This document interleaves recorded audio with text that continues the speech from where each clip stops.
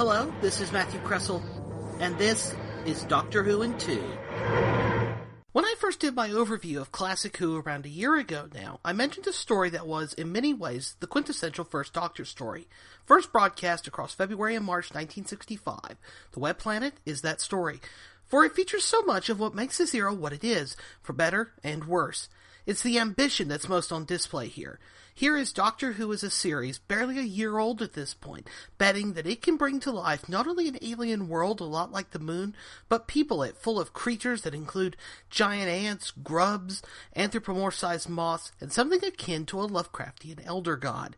It does so inside a story that's fundamentally a science fiction version of the World War II epic The Longest Day, given that it features an alien invasion force dropping out of the sky, scouting parties sent to gather key intel, and a pervasive enemy trying to discover where the invasion is due. If you thought the Dalek invasion of Earth was Classic Who at its most Second World War influenced, you're very much mistaken. On the other hand, it's overambitious to a fault.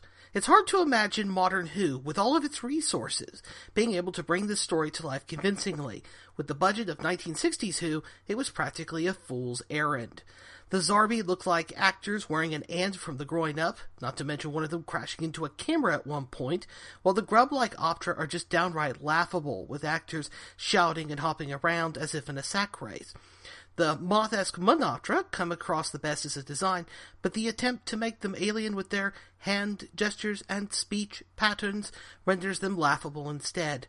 Paired with a script that feels like it's aimed at children, with some laughably bad technobabble, and paced slowly even by the standards of the time, you end up with a story that is dull as can be. In the end, the Web Planet is something of a failure, but it's a noble one, speaking to the ambition and over-ambition of the people making it at the time. It's just a shame they didn't put those efforts behind a better script.